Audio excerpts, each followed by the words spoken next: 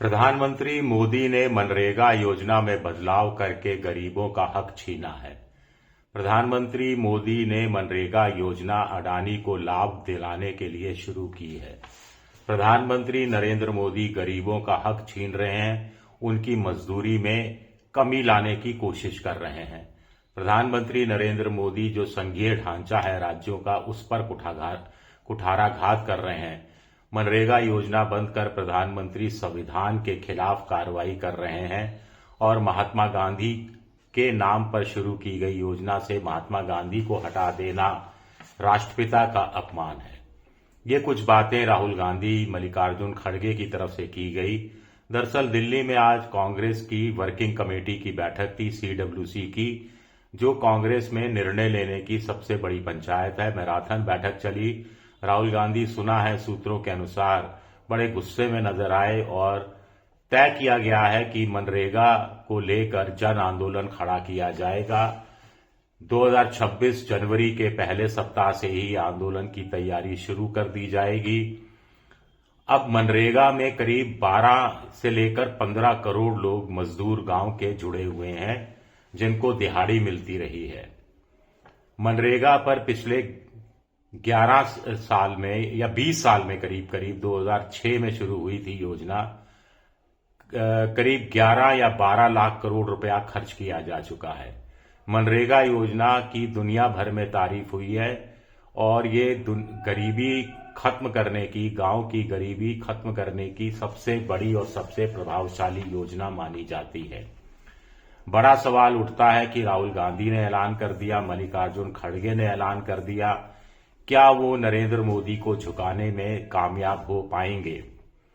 दरअसल देखिए, ये भी किसानों से जुड़ा हुआ मामला है, गांव से जुड़ा हुआ मामला है और जब भी गांव देहात से या किसानों से जुड़ा हुआ मामला सामने आता है तो नरेंद्र मोदी को पलटी मारनी पड़ी है।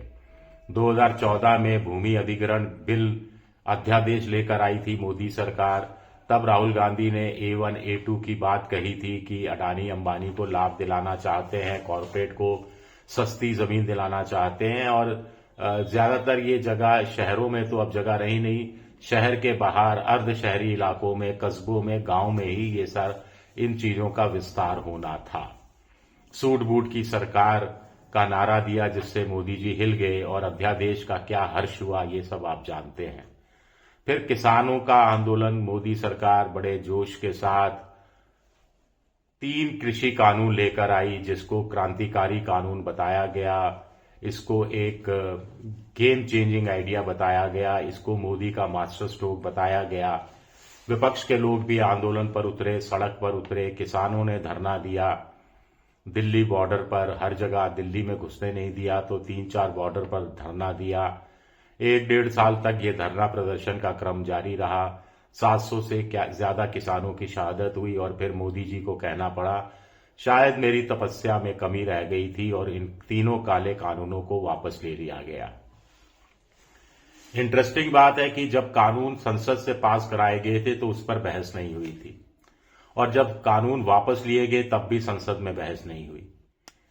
यही हाल मनरेगा का है। मनरेगा को लेकर संसद में बहस नहीं हुई, बहस नहीं के बराबर हुई। 60 मिनट से भी कम समय लगा पूरा करने में। बहस हुई, माफ कीजिएगा, राज्यसभा में तो लंबी बहस चली,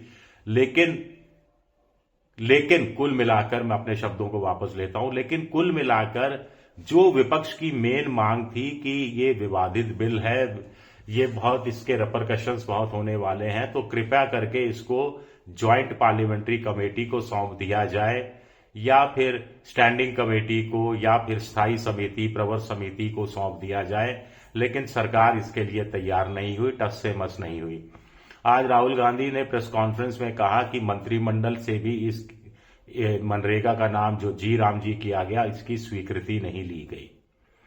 उन्होंने सवाल उठाया कि पहले 90% पैसा केंद्र देता था, 10% पैसा राज्यों को देना पड़ता था, अब 60% पैसा केंद्र देगा, 40% पैसा राज्यों को देना पड़ेगा।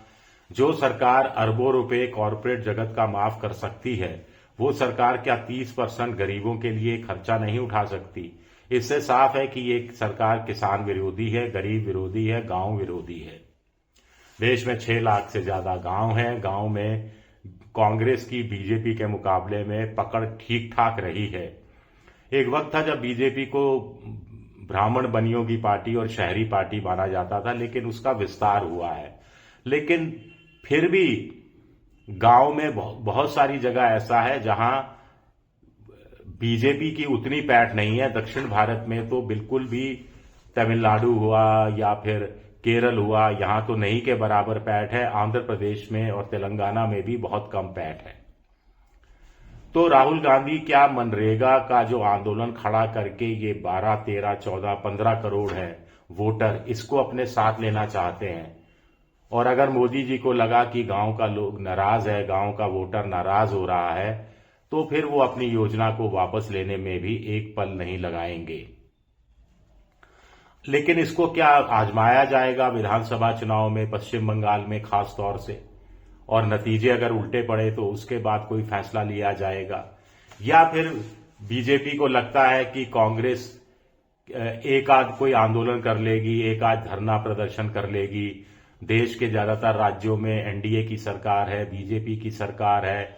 लॉ एंड ऑर्डर बिगड़ने की आशंका को देखते हुए धरने प्रदर्शनों पर रोक लगाई जा सकती है, उनको कमजोर किया जा सकता है। और फिर एक एनडीए को लगता है, मोदी जी को लगता है कि लोगों को महात्मा गांधी से कोई लेना देना नहीं है। मनरेगा के मजदूरों को, उनको अपनी मजदूरी से लेना देना है।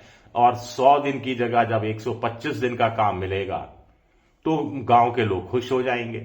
राज्य सरकार भले ही कह रही हो कि आर्थिक हालात ठीक नहीं है, लेकिन गरीबों का वोट, गांव का वोट को वो इस ढंग से हाशिए पर नहीं रख पाएंगे और उनको पैसा लगाना ही पड़ेगा। पैसा नहीं लगाएंगे तो केंद्र भी पैसा नहीं देगा। जहां जहां बीजेपी की और एनडीए शासित सरकारें हैं, वहां विपक्ष का आरोप है कि अपरोक्ष रूप से पैसा दे दिया जाएगा और फिर ये प्रसारित किया जाएगा कि देखिए, विपक्ष की जो राज्य सरकारें हैं वो मनरेगा योजना, जी राम जी योजना चला नहीं रही, क्योंकि वो गांव वालों का और गरीब जनता का विकास नहीं चाहती हैं।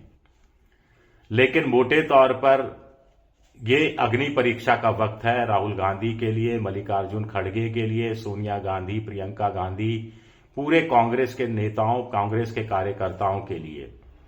कुछ लोग अभी से कहना शुरू कर रहे हैं, जब एसआईआर का मुद्दा चरम पर है तो वहीं टिके रहना चाहिए था, मनरेगा के मुद्दे पर आंदोलन करने का कोई मतलब नहीं है। लेकिन राहुल गांधी ने फैसला कर लिया और जो राहुल गांधी फैसला कर लेते हैं उससे वो हटते नहीं है। एक आध बार उनको सफलता भी जरूर मिली है। जातीय जनगणना के लिए सरकार मजबूर हुई, जब लेटेंट एंट्री का विरोध किया तो सरकार ने वो आदेश भी वापस ले लिया था। इस बात को भी हम नहीं भूले हैं।